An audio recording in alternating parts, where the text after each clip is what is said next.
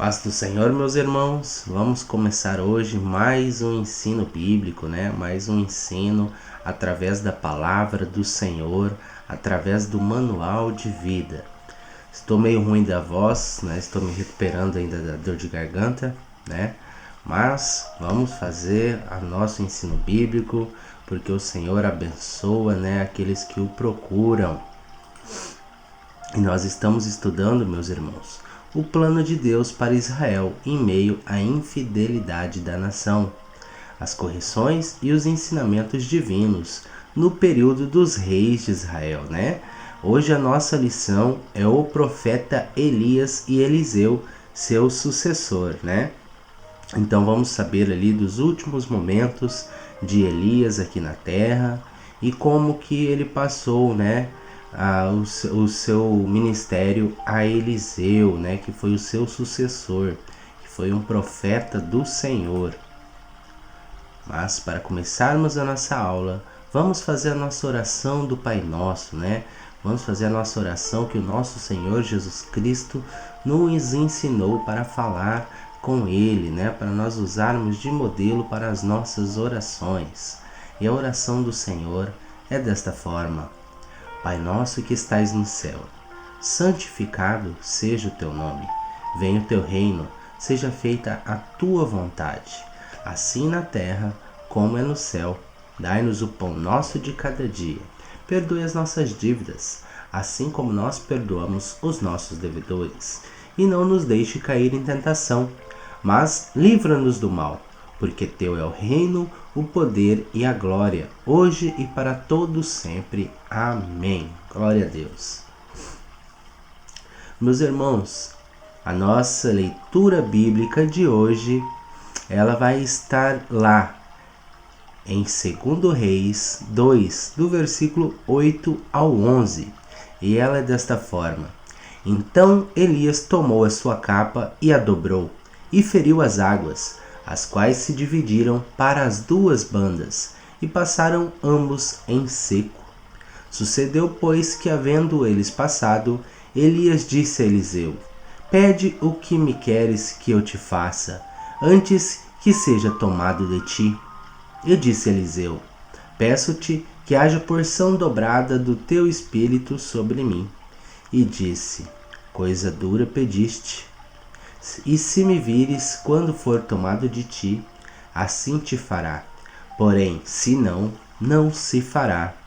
E sucedeu que, indo eles, andando e falando, eis que um carro de fogo, com cavalos de fogo, os separou um do outro. E Elias subiu ao céu num redemoinho.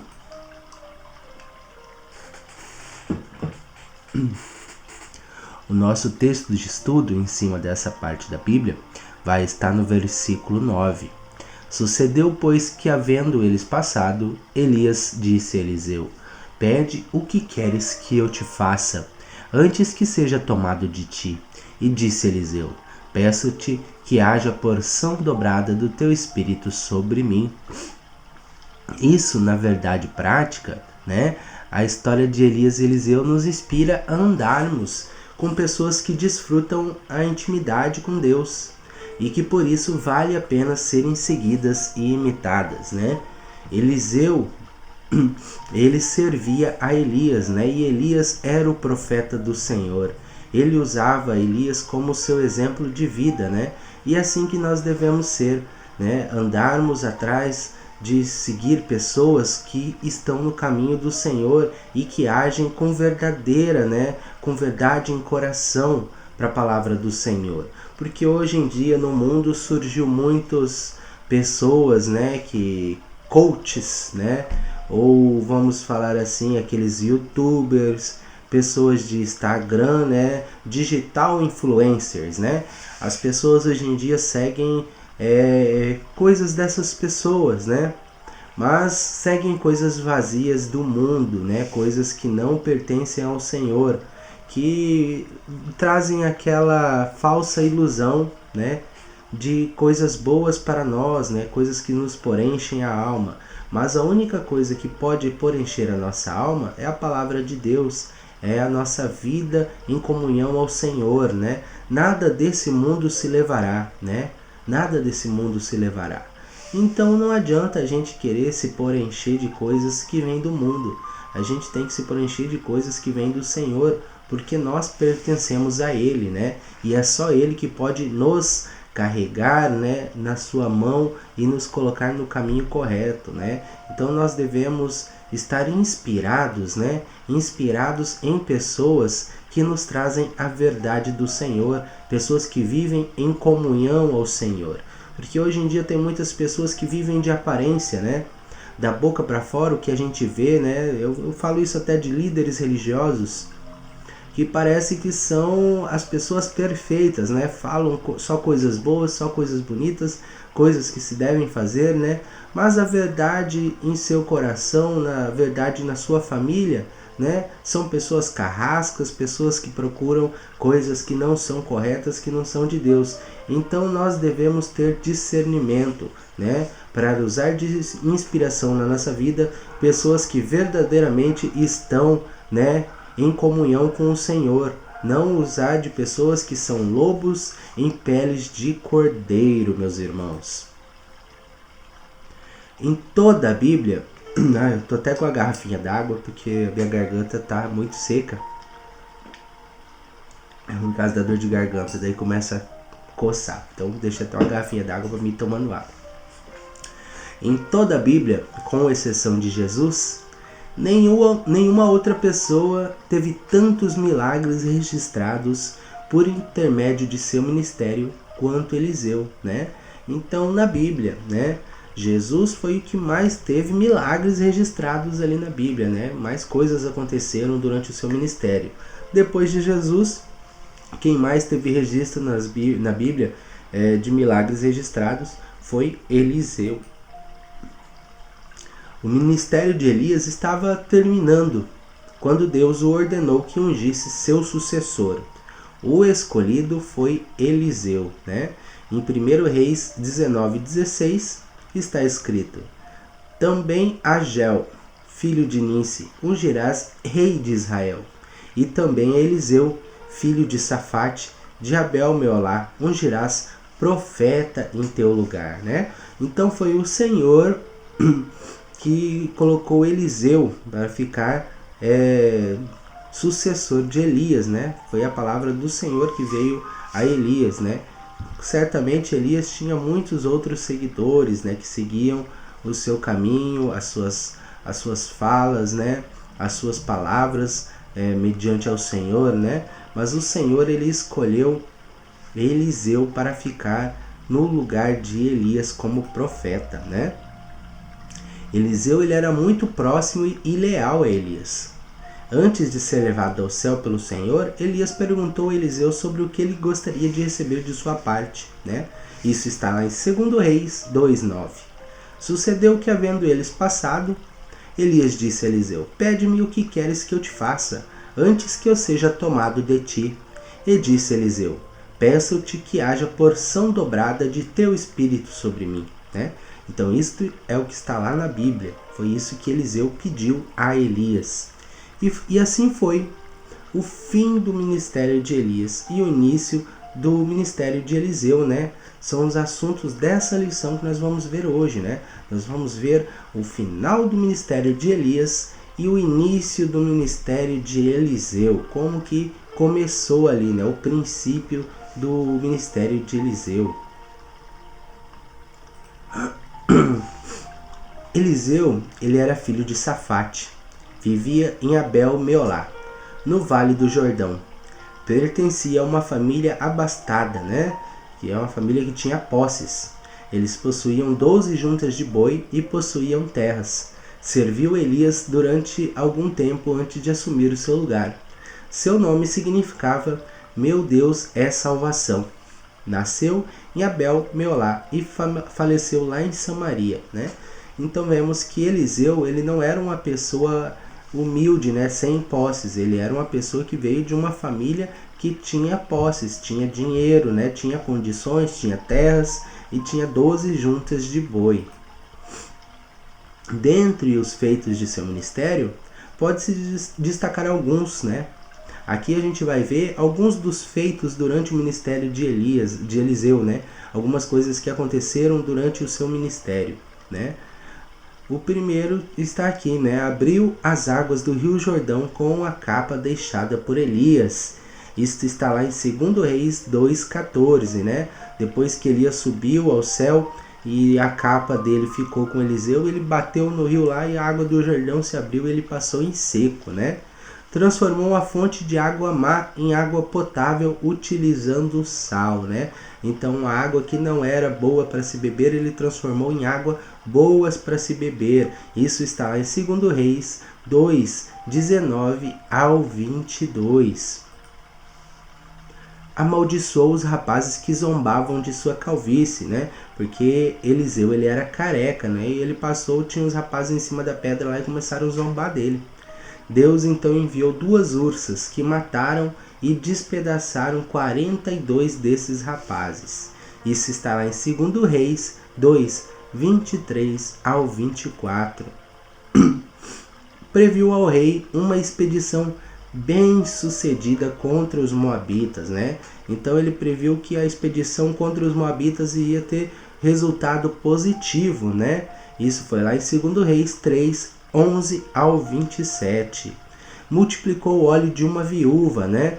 Uma viúva que não tinha condições, não tinha nada. Ele foi lá e falou para juntar todas as suas vasilhas, né? Vasilhas com os vizinhos, né? E ali o seu óleo seria multiplicado. E foi multiplicado até acabar todas as vasilhas que ela pudesse encher, né?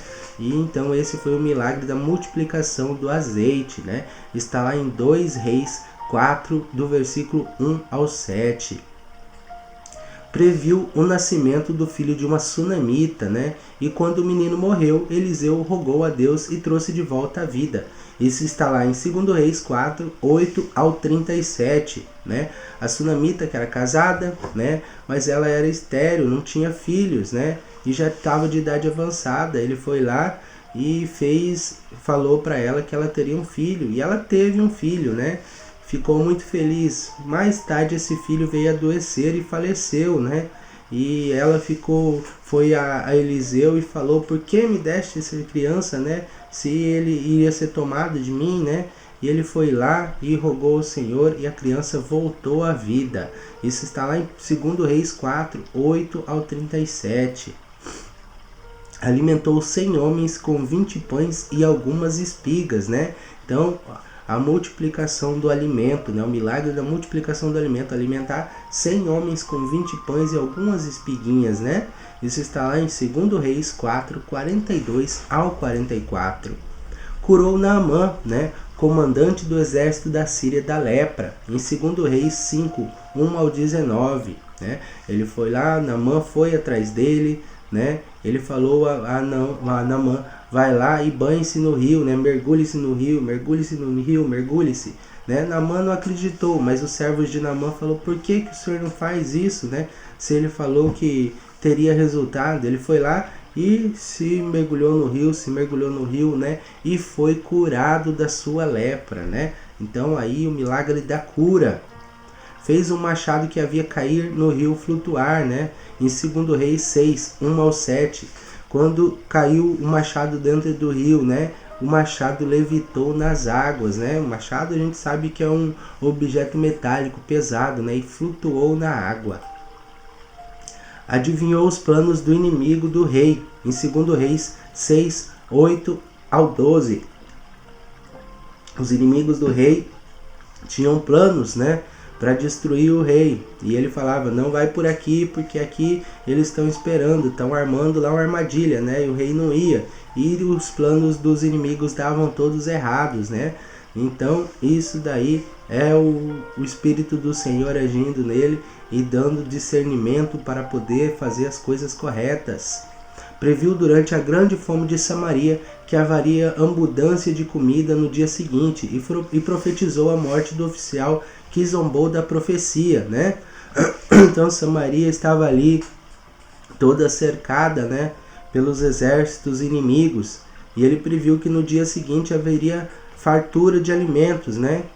E tinha as pessoas que estavam doentes lá com enfermidades na pele, né, que estavam fora dos muros, foram até o lugar que o exército estava acampado e viu que todo mundo tinha fugido de lá, né? E eles foram e contaram ao povo que o exército tinha fugido e tinha deixado tudo para trás, comida, né? Ouro, prata, bronze, armamento de guerras, né? E o povo foi lá correndo, e enquanto eles estavam passando pelos portões, né? Passaram andando por cima do oficial que foi morto, né? Então uma dupla profecia foi cumprida ali. Houve abundância de comida, né? E a morte do oficial que zombou dele, né? Zombou, como que a gente vai ter comida se nós estamos cercados e não tem nada aqui dentro para comer, né? Então a dupla profecia do Senhor. Após sua morte, quando um cadáver foi jogado em sepultura, assim que tocou nos ossos do profeta, voltou à vida. Em 2 Reis 13, 20 ao 21, né? Então mesmo depois de sua morte, né? O seu corpo ali, os seus restos mortais ainda estavam abençoados, né? Caiu um morto ali, tocou nos restos mortais do profeta e voltou à vida. Que jornada a de Elias, né? Treinado no ribeiro de Querite, né? Quando chegou a sede, né? Que faltou chuva durante 3 anos e 3 meses ali em Israel, né? O Senhor mandou ele para o ribeiro de Querite, né? E lá ele teve a água do ribeiro e foi alimentado 2 vezes ao dia pelos corvos que levavam carne e pão para ele, né? Então ali ele foi treinado, a paciência e a confiança no Senhor. Num lugar que nada ele teria para comer, o Senhor mandou que os corvos levassem alimento a ele, né? Foi lapidado e refinado em Sarepta, né? Onde a farinha e o azeite se multiplicou, né?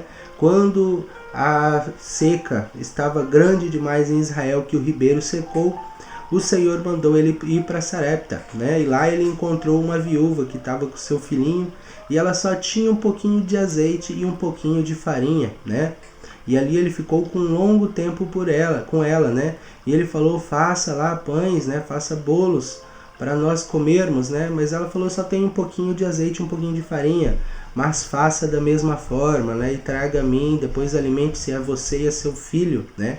E durante todo o tempo que ele esteve lá, nunca faltou o azeite e o pão e a farinha, porque o Senhor multiplicava sempre, né? O azeite e a farinha se multiplicou. Confiança no Senhor, meus irmãos. Enquanto a gente pode estar passando por dificuldades tremendas, né? A nossa farinha e o nosso azeite pode estar acabando, mas a confiança no Senhor e fazer as suas obras, o Senhor multiplica o azeite e a farinha na nossa casa. É só a gente ter confiança no nosso Pai, né?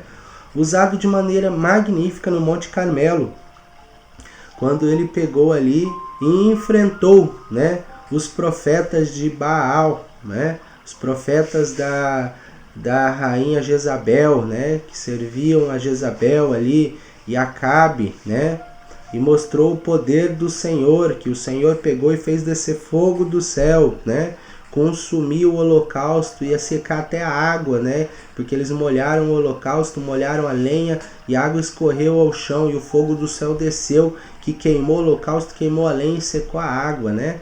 Então o Senhor mostrando o seu poder de forma magnífica, ungido poderosamente para colocar-se diante do rei Acabe em várias ocasiões, né?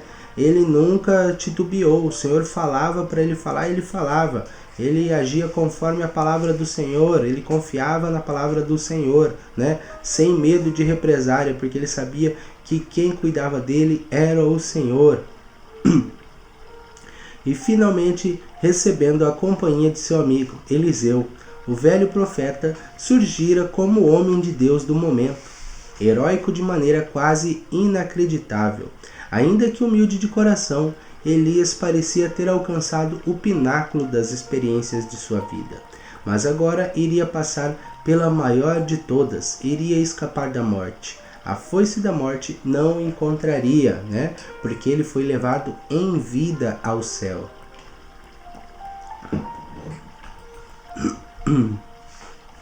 Não passar pela morte colocava Elias na rara categoria dos partidas sem morte, né?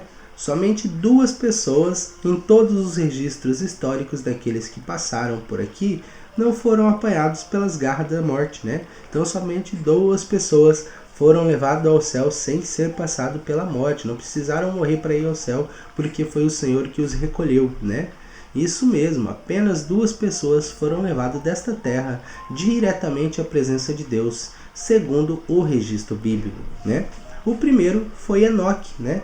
Lá no início do Velho Testamento, né? Lá em Gênesis a gente vai ver isso, né? Então está lá em Gênesis 5, do versículo 21 ao 24. E viveu Enoque 65 anos, e gerou a Matusalém. E andou Enoque com Deus, depois que gerou a Matusalém, 300 anos, e gerou filhos e filhas. E foram todos os dias de Enoque 365 anos. E andou Enoque com Deus, e não apareceu mais, porquanto Deus para si o tomou, né? Então, Enoque foi o primeiro que foi levado pelo Senhor, e o segundo foi Elias, né? Elias foi o segundo. A última experiência deste tipo, né, acontecerá com os crentes que estiverem vivos na terra no momento da segunda vinda de Cristo. Não sabemos o dia nem a hora, porque o dia e a hora só pertencem ao Pai, não pertence nem ao Filho, segundo as Escrituras bíblicas, né? Mas sabemos isso: aqueles que estiverem vivos quando Cristo voltar para os seus não verão a morte, né? A gente não sabe qual que vai ser o dia do arrebatamento. A gente não pode ser hoje, pode ser amanhã, pode ser daqui a 1 ano, daqui a 10 anos. O dia só pertence a Deus, né? Mas os crentes que estiverem vivos nesse momento vão passar pela mesma experiência que Elias e Enoque passaram, né? Porque serão arrebatados em vida, né? E serão transformados, né, em vida. Passarão pela transformação, né, para estar na presença do Senhor. Paulo escreve sobre essa transformação, a gente vai ver sobre isso agora, né? Paulo escreve sobre isso com segurança em sua primeira carta aos Coríntios, né? Então lá em 1 Coríntios 15, 51 ao versículo 54, Paulo escreve sobre isso, sobre nós passarmos em vida, né? Quem estiver aqui no dia do arrebatamento, passar em vida, né, para o outro plano, né? Eis que vos digo um mistério: nem todos dormiremos, né? Então que nem todo mundo vai estar morto no dia da vinda do Senhor, né? Quem morreu e estava no caminho do Senhor vai passar, né, direto para o caminho do Senhor. Mas quem estiver vivo vai passar e ser transformado, né? Vai ser transformado em vida para ir ao caminho do Senhor, né? Nem todos dormiremos, mas transformados seremos todos, num momento, num abrir e fechar de olhos, ao ressoar da última trombeta. A trombeta soará, os mortos ressuscitarão incorruptíveis, e nós seremos transformados, porque é necessário que este corpo corruptível se revista da incorruptibilidade, e que o corpo mortal se revista da imortalidade. E quando este corpo corruptível se revestir da incorruptibilidade, e o que é mortal se revestir da imortalidade, então se cumprirá a palavra que está escrita: tragada foi a morte pela vitória. Por que tragada foi a morte pela vitória? Porque a partir daí não haverá mais morte, meus irmãos. A partir do momento que nós formos levados pelo Senhor, né, e o que é mortal se transforma na imortalidade, o que é corrupto, né? Porque nós somos corpo mortal e somos corpo corrupto, né? Somos corruptíveis, porque a gente pode mudar de opinião, fazer coisas erradas, né? Mas quando a gente for transformado, a gente não vai mais fazer coisas erradas. Nosso ser perderá essa capacidade de fazer coisas erradas. Só faremos as coisas corretas conforme a vontade do Pai, né? E não poderemos mais passar para o plano da morte, né? Não passaremos pela morte, porque nos transformaremos num corpo imortal, conforme a vontade do nosso Senhor. Embora Elias fosse um dos maiores profetas do Antigo Testamento, tanto que aparece no Monte da Transfiguração com Jesus e Moisés, né? Quando o Senhor Jesus estava lá no Monte da Transfiguração, apareceu Elias e Moisés para falar com ele, né? Ele estava num momento de aflição, né? Porque ele já sabia pelo que estava chegando a hora, né? A hora dele sofrer a crucificação, né? Então apareceu Elias e Moisés a falar com ele, né? Ele não proferiu nenhuma profecia de longo prazo e provavelmente não escreveu nenhum livro, né? Elias, então, quando ele fazia as profecias, são coisas que iriam acontecer logo em seguida, né? Ou já estavam por acontecer. Nada que iria acontecer há vários e vários anos na frente, né?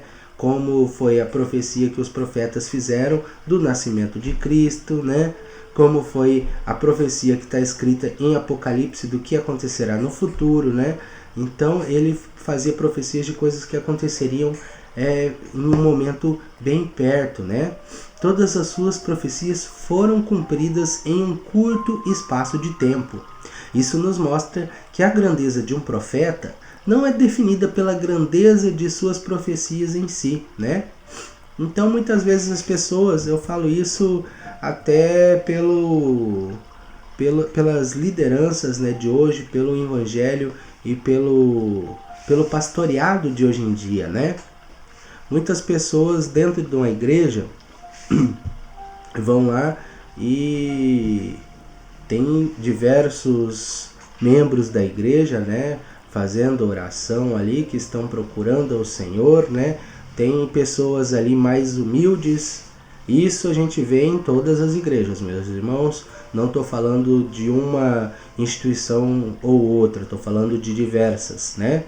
Mas dentro da igreja tem o irmão humilde ali nas horas de oração, tem o irmão humilde, tem o outro irmão, né, que fala bonito, fala de coisas, tem outro irmão da revelação, né? Tem muitas vezes o irmão humilde ali que está fielmente no caminho do Senhor e o Senhor está abençoando a sua vida e te dando o dom de cura, né? E a pessoa está lá precisando de uma obra no Senhor na vida dele de toda que forma, né? As pessoas dentro da igreja, né, na hora de oração, parece que escolhe as pessoas que vão orar por ela, não pela presença de Deus, mas escolhe as pessoas que vão orar por ela pela aparência física. Meus irmãos, a gente tem que procurar se inspirar em pessoas da presença do Senhor, não inspirar em presença física ali, aparência física, né? Pessoas bem vestidas. Nós devemos procurar a palavra do Senhor aonde ela verdadeiramente está, né? Aquela pessoa que fala da palavra do Senhor e vive a palavra do Senhor. Porque só falar é fácil, né? Só falar é fácil, falar bonito é fácil. Mas nós devemos procurar a vivência na palavra do Senhor, né? A vivência no corpo do Senhor, no corpo de Cristo, a vivência no Evangelho. É isso que nós devemos procurar, porque é aí que a presença do Senhor está, é aí que o milagre do Senhor está. Então procure a vivência na palavra, não nas aparências. Aparências enganam, aparência engana, meu irmão. Tem muitas pessoas que falam bonito, né? Mas o coração está sujo, meus irmãos. Devemos procurar a palavra do Senhor na purificação, na luz da vida que é o Senhor Jesus Cristo. Devemos procurar a palavra do Senhor naquele profeta que se inspira verdadeiramente na palavra, que usa a Bíblia para falar da palavra. É aí que nós devemos procurar, meus irmãos, né? Então aqui a gente vê, isso mostra que a grandeza de um profeta não é definida pela grandeza das profecias em si, mas sim pela grandeza de alma do profeta. Então devemos procurar na grandeza de alma, né? Elias nunca se comprometeu com aliança política, né? Ou com benesses da mesa do rei, né? Comida boa, fartura. Ele nunca procurou isso, né? Embora tivesse inúmeras oportunidades para corromper-se, ele vivia uma vida simples, como todo servo de Deus deve viver, né? Em 2 Reis 1:8 está escrito: E eles lhe disseram, era um homem peludo e com os lombos cingidos de um cinto de couro. Então disse ele, é Elias, o tisbita, né? Não vivia em palácios reais e nem recebia salários de reis, mas foi cuidado pelo próprio Deus. Então o próprio Deus cuidava dele, né? A gente não tem que ficar procurando, né, as pessoas de aparência. Nós devemos procurar o Senhor na simplicidade da verdade, na simplicidade do coração. Não estou falando que a gente deve só se espelhar nisso. Ah, mas então como que deve ser, irmão? A gente deve viver na miséria, né? Não é isso que o irmão está falando, não é isso, não. A gente tem que procurar crescimento, sim, né? Procurar crescimento, procurar a melhor forma de viver, mas de acordo com a palavra do Senhor, né? Porque só é proveitoso as coisas, né, e as grandezas da nossa vida se nós fazemos tudo de acordo com o Senhor, né? Tudo que está de acordo com a vontade dele, né? Porque não adianta crescimento, né? Crescimento profissional, crescimento pessoal, se a presença do Senhor não estiver ali, né? Porque tudo que cresce sem a presença do Senhor facilmente cai de novo, né? É como um castelo feito em cima da areia sem alicerce, né? No primeiro vento, na primeira chuva, vai desmoronar, né? Não tem aqueles castelinhos que a gente faz na praia. Eu não conheço praia, mas já vi, a gente vê em vídeo, né, os castelinhos que fazem na areia do mar, né? Isso é crescimento sem o Senhor. A primeira onda que vem derruba tudo, né? Nós devemos estar firmados na palavra, né? Coloca agora uma grande rocha na beirada da praia, né? A onda vir, não vai derrubar a grande rocha, porque ela está firme, né? Ela é firme. E isso é a gente crescer na presença do Senhor. Sim, devemos procurar crescimento profissional, devemos procurar crescimento financeiro, né? Mas primeiro devemos procurar ao Senhor para Ele nos orientar como que eu devo fazer para esse crescimento, né? Nos orientar o que deve ser feito para esse crescimento acontecer, né? Porque a vontade dele é boa e agradável para todos nós, meus irmãos. Não devemos fazer as coisas só pela nossa própria vontade, porque muitas coisas que parecem boas aos olhos dos homens, né, não são boas, são só para destruição, né? Muitas coisas que aparecem assim, nossa, isso vai ser um crescimento imenso na nossa vida, mas muitas vezes é enganoso, né?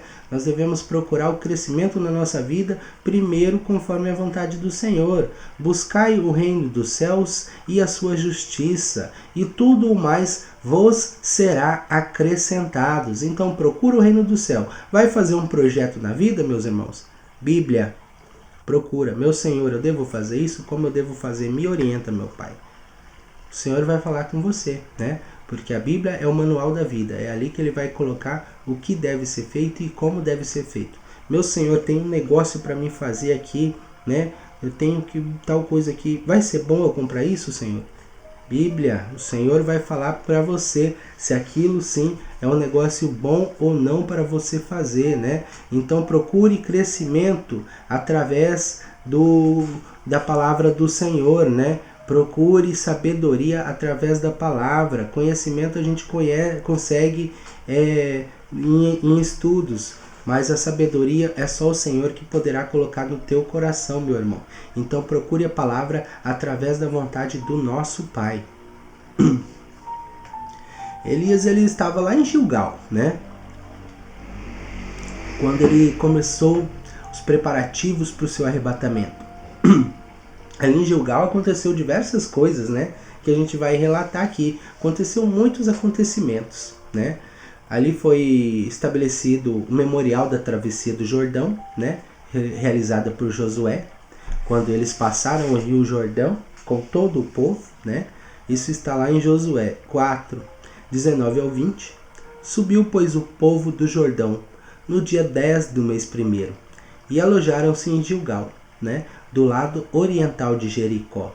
E as 12 pedras que tinham tomado do Jordão levantou José em Gilgal. Então ali ele fez um memorial, né? Que foi o memorial da passagem deles pelo rio Jordão, né? Ali também os israelitas foram circuncidados, né? Os que não tinham sido circuncidados foram circuncidados, né? Em Josué 1, 2 está escrito: E sucedeu que, ouvindo todos os reis dos amoreus que habitavam deste lado do Jordão ao ocidente, e todos os reis dos cananeus que estavam ao pé do mar, que o Senhor tinha secado as águas do Jordão, né? Isso aqui foi quando eles passaram o Jordão. O Senhor parou a água do Jordão e eles passaram em seco, né? Diante dos filhos de Israel, até que passassem. Desfaleceu-lhes o coração, e não houve mais ânimos neles, por causa dos filhos de Israel.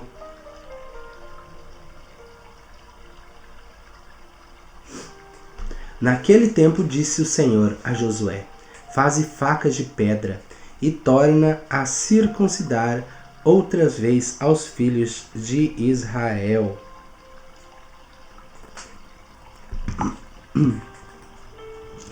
Ali eles também celebraram a primeira Páscoa na terra prometida, meus irmãos. Em Josué 5,10 está escrito: estando, pois, os filhos de Israel acampados em Gilgal, celebraram a Páscoa no dia 14 do mês, à tarde, nas campinas de Jericó, né? Foi em Gilgal que Elias tomou ciência do término do seu ministério profético, né? Então foi ali que o Senhor falou que estava chegada a sua hora, né? E era para ele fazer o que o Senhor tinha ordenado, né? Que era ele, antes disso ele tinha que pegar e ungir o rei, né? E tinha que ungir o seu sucessor, né? Antes de Deus levar Elias no redemoinho ao céu, em 2 Reis 2:1 está escrito: sucedeu que quando o Senhor estava para elevar a Elias no redemoinho ao céu, Elias partiu de Gilgal com Eliseu. Ele mandou o profeta fazer uma viagem da cidade de Gilgal a Betel.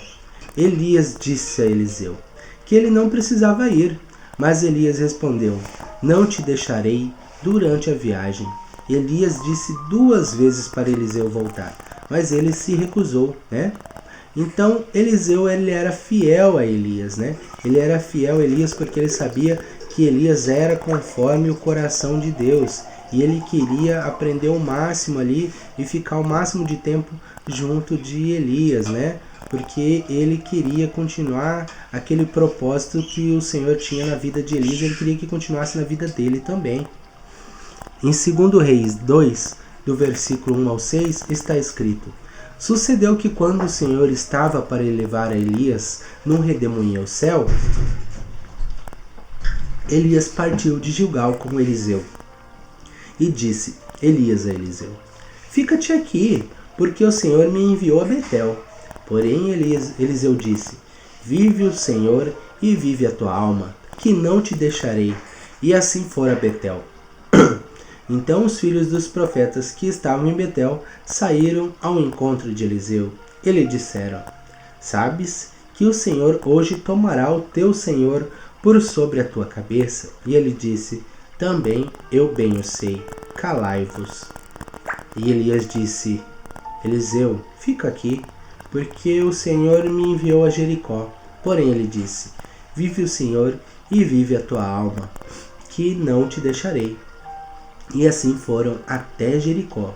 Então os filhos dos profetas que estavam em Jericó se chegaram a Eliseu e lhe disseram: sabes que o Senhor hoje tomará o teu senhor sobre a tua cabeça, né? Então em 3 lugares eles falaram a mesma coisa. E ele disse: também eu bem o sei, calai-vos. E Elias disse: fica-te aqui, porque o Senhor me enviou ao Jordão. Mas ele disse: vive o Senhor e vive a tua alma, que não te deixarei. E assim ambos foram juntos, né? Então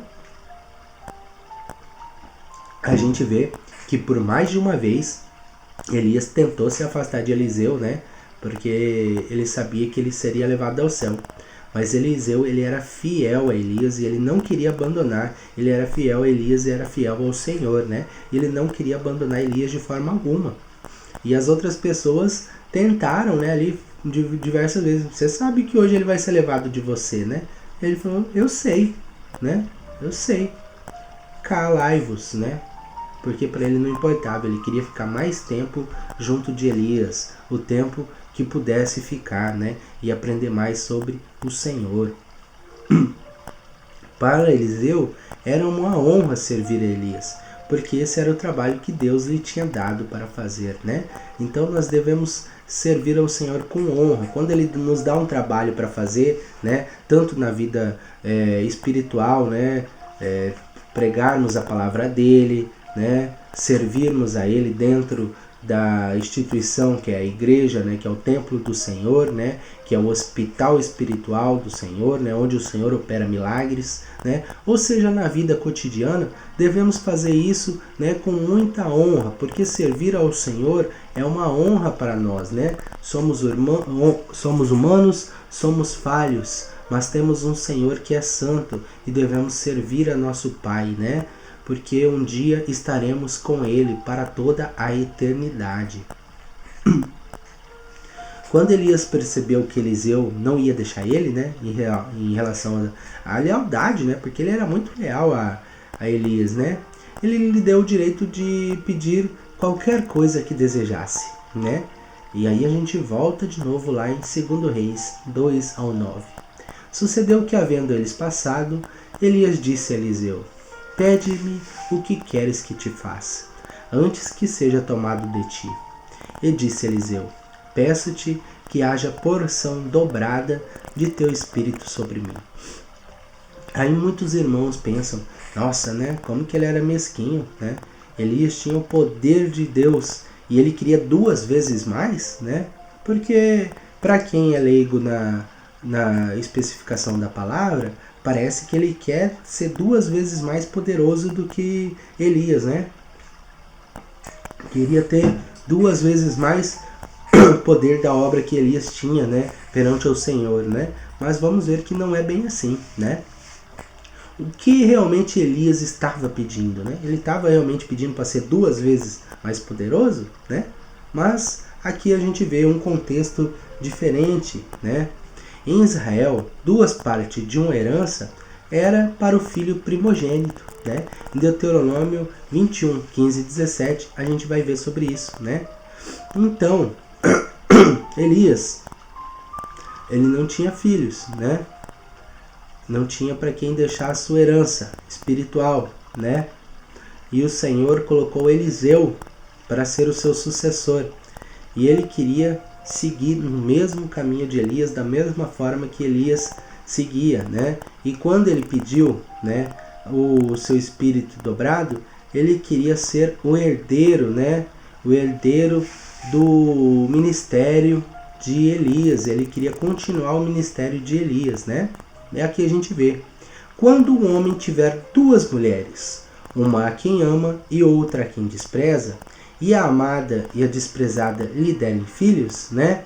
E o filho primogênito for da desprezada, será que no dia em que fizer herdar a seus filhos, o que tiver não poderá dar a primogenitura ao filho da amada, preferindo ao filho da desprezada, né?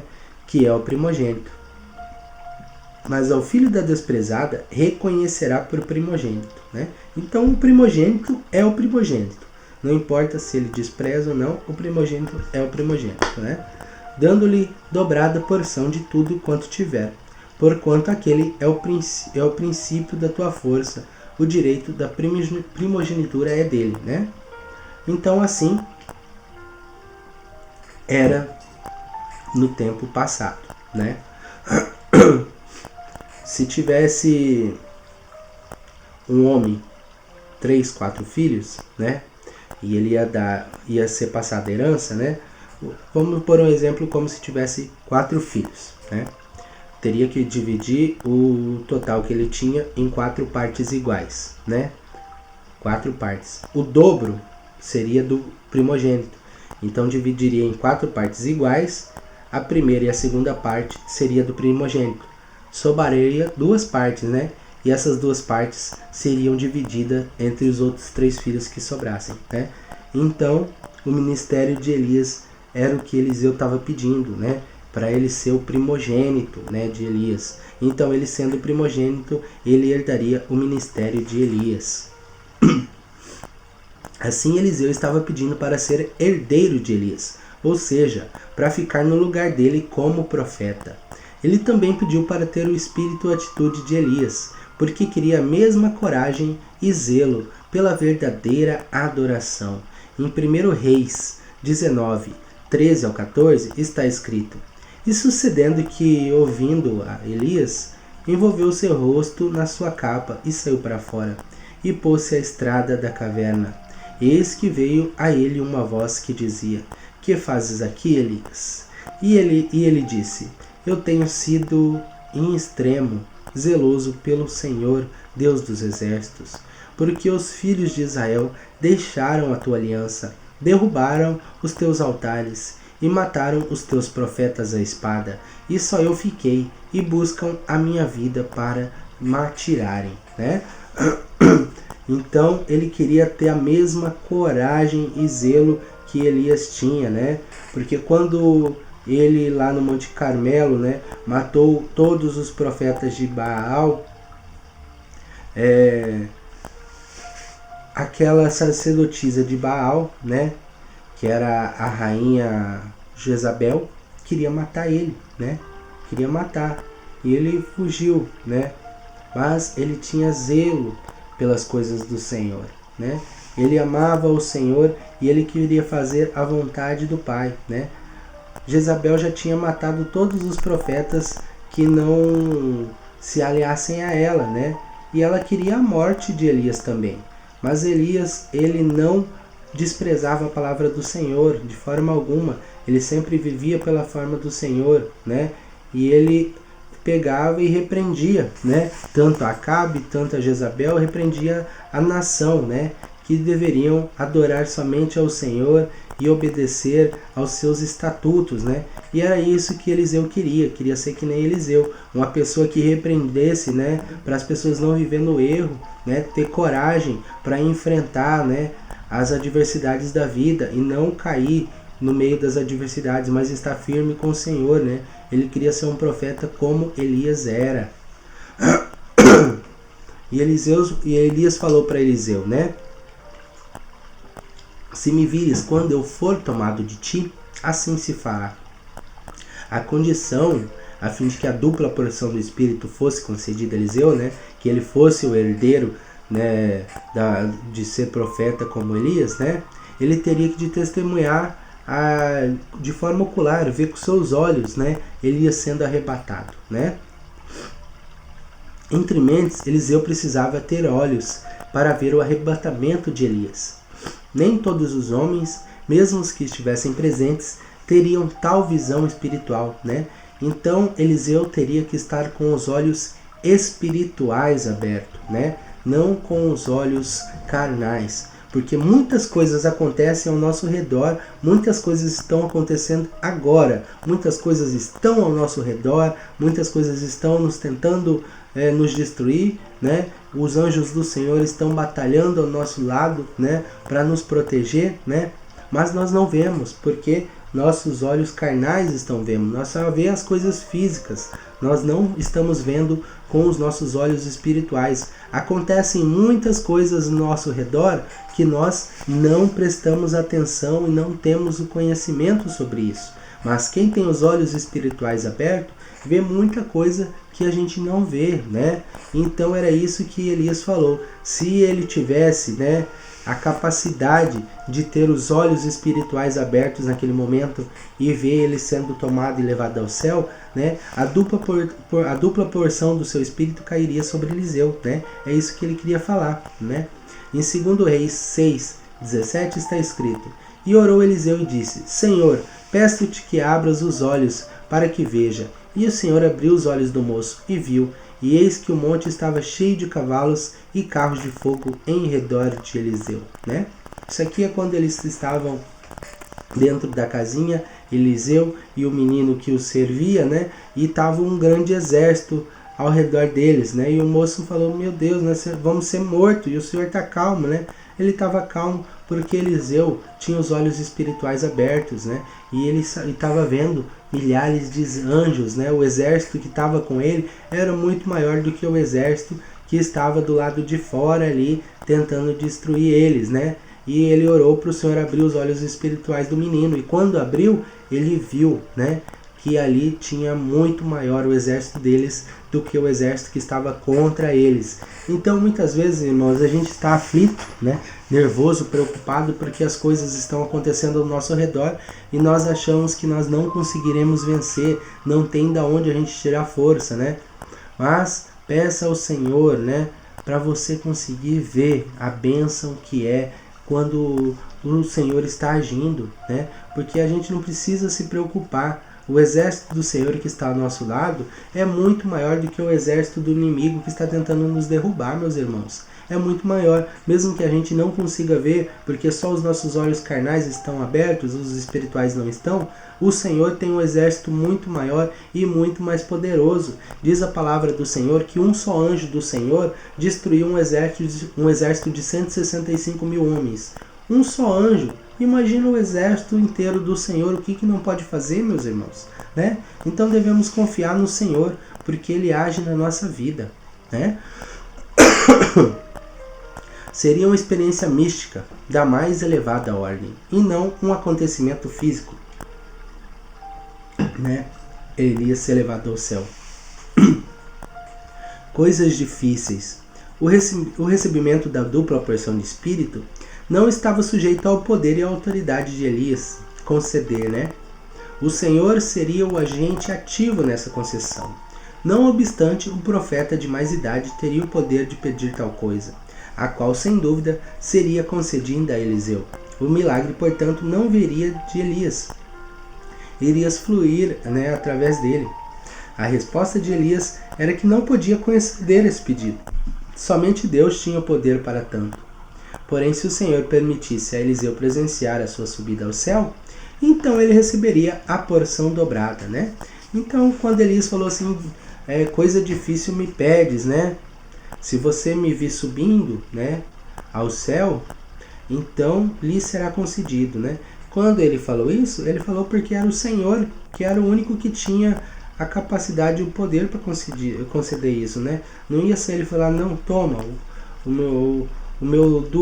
a dupla porção de espírito te pertence, você é meu herdeiro. Isso não pertencia a ele, era só o Senhor, porque o Senhor, ele conhece o coração, né? Ele conhece o coração, ele sabe como nós vamos agir daqui 5 minutos, daqui 10 minutos, daqui 1 ano, daqui 2 anos, daqui 10 anos, né? O Senhor conhece o nosso coração e sabe, né, tudo o que acontece. Então ele falou, ó, se o Senhor vê em você que você é capaz, né, ele vai deixar você me ver subir aos céus, né? Se ele achar que você não é capaz, ele não vai deixar, né? E você não vai receber a dupla porção de espírito, né? Mas o Senhor viu o coração de Eliseu, né, e deixou ele ver, né? Ele ia ser levado aos céus, né? Então isso mostra de forma clara que o Senhor, ele aceitou Eliseu como o seu profeta. Enquanto Elias e Eliseu caminhavam junto e conversavam, o que denota intimidade e comunhão entre os dois, Elias foi separado de Eliseu por um carro de fogo, que o elevou num redemoinho. Em 2 Reis 2:11 isso está escrito. A amizade sincera e a comunhão da igreja, né, entre os irmãos que se amam e se respeitam, sempre resulta em bênção extraordinária para a obra de Deus, né? Então, Elias e Eliseu, eles tinham um amor grande um pelo outro, né? Hoje em dia, as pessoas conotam isso, né, como forma pejorativa. Um irmão ter amor pelo outro irmão, né? Um irmão ter um amor pela irmã, né? Isso de forma totalitária dentro da igreja, né? Fora, né? Infelizmente, o amor entre as pessoas se transformou em uma coisa pejorativa, né? De se relatar hoje em dia, né? Muitas pessoas levam por uma forma inadequada, por uma forma carnal, né? Mas o Senhor Jesus Cristo, ele nos ensinou um amor muito maior, que é o amor espiritual, o amor verdadeiro, né? O amor que a gente tem pelos irmãos, pelas irmãs, como um amor de família, né? Um amor de irmãos de sangue, um amor de pai e mãe. É este o amor que tem que prevalecer dentro da igreja, né? O amor que nos faz ficar triste quando o irmão está sofrendo, né? Um amor que faz a gente sofrer pelo sofrimento do próximo. Um amor que faz a gente querer que o próximo esteja tão abençoado quanto nós estamos, ou até mais que nós, né? Esse é o amor que o Senhor Jesus Cristo nos ensinou, e esse é o amor que está faltando hoje em dia entre a população, é o amor que está faltando dentro das igrejas, né? É um amor que está faltando de forma geral, porque a falta desse amor, né? A falta do amor verdadeiro é o que traz guerras. A falta do amor verdadeiro é o que traz a corrupção, porque a pessoa só é corrupta, somente engana e faz coisas erradas porque não tem amor ao próximo, tem amor por si próprio, né? E a palavra do Senhor fala que devemos amar o próximo como a si mesmo, né? Então, se eu amo o próximo como a mim mesmo, eu quero que ele esteja em boa situação da mesma forma que eu estou, ou até melhor, né? Não é eu estar melhor que todo mundo, não. Todo mundo tem que estar de forma boa, né? É isso que a gente tem que prevalecer, o amor verdadeiro entre todos, né? É isso que está faltando, e é pela falta desse amor que a inimizade, né, está crescendo, né? Porque as coisas ruins acontecem onde o amor não está existindo, né? Onde a palavra não está existindo, é aí onde as coisas ruins acontecem, né? A luz é que se mede, né? Vamos colocar um exemplo. A gente vê a escuridão dentro de um quarto fechado, né? Mas a escuridão não tem força.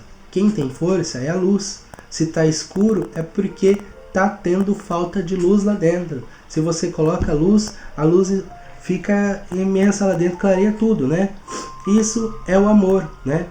O coração ele só fica corrupto, ruim, né? Como pedra, quando está faltando a luz do amor lá dentro. Porque quando a luz do amor está dentro de um coração, ele está iluminado e ele irradia amor, né? Então a gente tem que procurar a coisa certa, procurar o amor e multiplicar esse amor. Elias deixou a sua capa cair quando foi levado ao céu. Essa capa foi herança que o profeta deixou para seu servo, Eliseu. Em 2 Reis 2:13 está escrito: também levantou a capa de Elias, que dele caíra, e voltando-se, parou à margem do Jordão. Ela legitimou o ministério dele publicamente, né? Então, ele ficar com a capa de Elias, ali legitimou como ele foi o profeta escolhido para ficar no lugar dele, né? Ao tocar as águas do Jordão e dividi-la para separar uma a outra banda. Em 2 Reis 2:14 está: e tomou a capa de Elias, que dele caíra, e feriu as águas e disse: onde está o Senhor, Deus de Elias? Quando feriu as águas, elas se dividiram de um ao outro lado, né? Então as águas se abriram, né? E Elias passou em seco pelo Jordão. Esse episódio foi visto pelos filhos dos profetas de Jericó, que imediatamente reconheceram que a unção de Elias estava sobre Eliseu, né? Lá em 2 Reis 2:15 está escrito: vendo, pois, o filho dos profetas que estavam defronte de Jericó, disseram: o espírito de Elias repousa sobre Eliseu. E vieram-lhe ao encontro e se prostraram diante dele em terra, né? Então ali legitimou ele, né? Que ele era o profeta que ficou à frente, né? Da obra do ministério de Elias.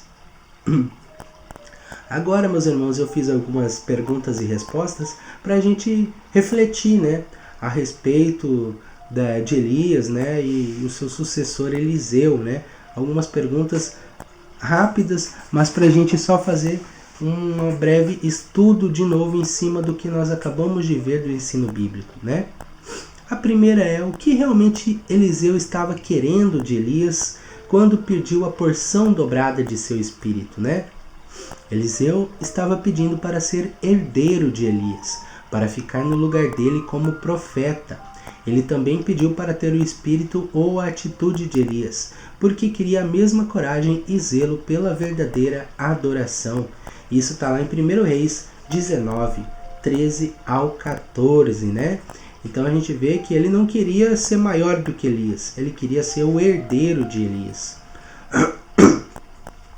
O que nos ensina o fato de as profecias de Elias serem cumpridas a curto prazo, diferente de outros profetas, né?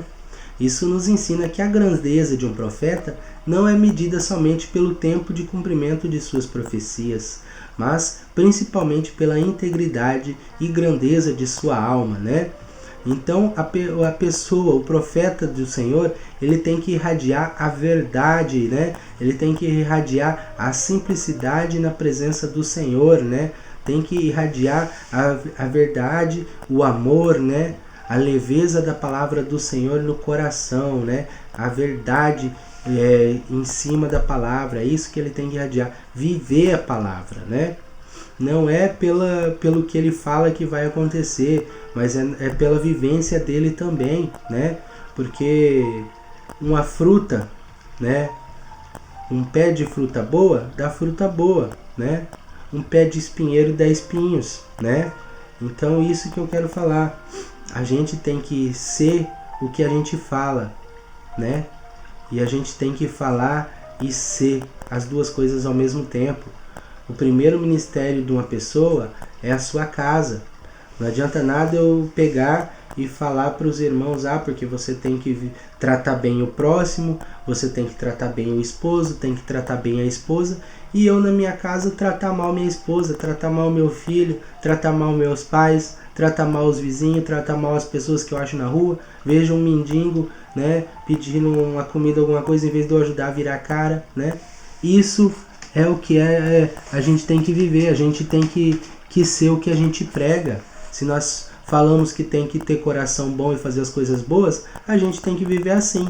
Porque se eu não vivo dessa forma, nada mais eu sou do que um lobo na pele de cordeiro, né? Uma falsa pessoa que não está vivendo conforme a vontade de Cristo. De que maneira Elias terminou seu ministério? Honrado pelos que temiam o Senhor e respeitado pelos inimigos de Deus, né? Então, ele foi honrado pelos que temiam o Senhor, porque acreditavam nele, né? E temido pelos inimigos, né? Porque tudo que ele falou que ia acontecer, aconteceu. Qual foi a maior herança espiritual que Elias deixou para Eliseu? A sua capa, a sua unção, né? Isto é, a sua autoridade de profeta. Essa foi a herança que Elias deixou para Eliseu. O que representou a capa de Elias para o ministério de Eliseu? Ela legitimou o ministério dele publicamente, né? Então legitimou que ele, sim, era o herdeiro de Elias. Ao trocar as águas do Jordão, as águas se dividiram de uma banda a outra, né? Isto está lá em 2 Reis 2:14. E a conclusão do nosso estudo de hoje, meus irmãos, né? A conclusão do nosso estudo é: o que identifica um profeta de Deus atualmente não é o uso de uma capa, mas o modo de viver, suas atitudes e comportamentos. A exemplo de Eliseu, devemos nos espelhar em homens e mulheres de Deus que sejam genuínos imitadores de Cristo. E não apenas isso, precisamos também ser exemplos para os outros, refletindo a imagem do Senhor, não somente nas palavras, mas principalmente nas ações, meus irmãos, né? Então nós devemos vivenciar o que nós falamos, devemos vivenciar o que nós lemos na Bíblia Sagrada, né? Devemos vivenciar conforme o Senhor Jesus Cristo nos ensinou, não de forma somente nas aparências, mas de forma verdadeira, né? Eu não posso chegar na igreja e falar que os irmãos têm que ser corretos, que os irmãos têm que viver de forma pacífica, que os irmãos têm que amar uns aos outros, né? E eu não viver dessa forma também. Eu tenho que ser o que eu prego, né? Eu tenho que ser o que eu prego. Porque se eu não ser o que eu prego, eu não sou pastor, né? Eu não sou pastor, mas eu estou falando isso pelo pastoreado que a gente vê hoje em dia, né? Porque tem muitos lugares que pastoreia falando uma coisa e faz de outra, né? Padres que falam uma coisa e faz outra, né? Isso é para todos, para todas as religiões, né? Então a gente tem que ser o que a gente prega, e a gente tem o exemplo de como viver, que é a vida de Cristo, né? Cristo nos ensinou como viveu. Ele era humilde, ele amava a todos e ele respeitava e escutava a todos, né? Ele falava a verdade na hora que tinha que falar e mostrava o amor verdadeiro, né? Porque ele amava todos. Ele ama o pecador, ele não ama o pecado. Então, ele nos ama, mas ele não ama as formas que nós fazemos errado, ele ama as formas que nós fazemos certos. Então, devemos ser assim. Se nós lemos que não pode fazer, não fazemos. Se nós lemos que devemos fazer, nós devemos fazer, né? Conforme a vontade do nosso Pai, né? Viver conforme a palavra fala, não só de forma a falar, mas de forma a vivenciar isto, meus irmãos. Convido vocês a fazer uma oração no dia de hoje, uma oração para nós termos uma semana abençoada, uma oração para... Meu Senhor glorioso e poderoso, te chamamos nesse instante, meu Senhor, para lhe agradecer por tudo que o Senhor tem feito na nossa vida, Pai glorioso.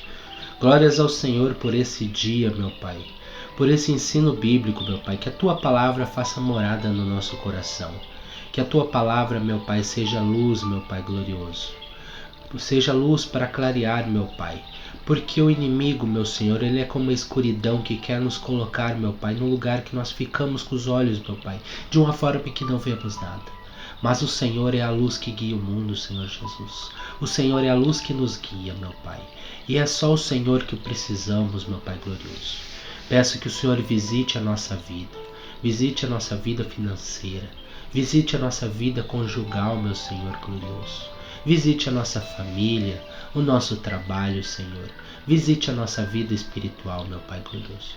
O Senhor conhece cada coração e o Senhor conhece o que cada irmão precisa, meu Pai glorioso. Pedimos, meu Pai, que a Tua obra seja feita na vida de cada um, meu Pai glorioso. Não deixe, meu Pai, que nada aconteça com ninguém, Jesus, sem que seja conforme a Tua permissão. Peço que o Senhor nos guie, meu Pai.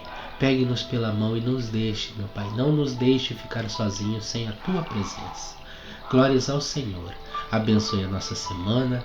Abençoe os nossos dias, meu Pai. E esteja sempre conosco. Glórias ao Senhor.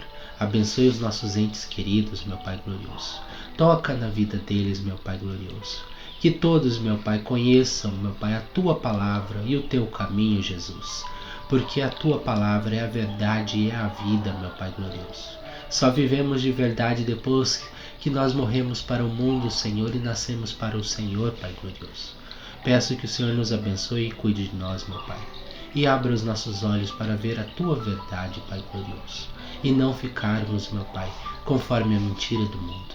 Glórias ao Senhor, hoje e para todo sempre, meu Pai glorioso. Amém.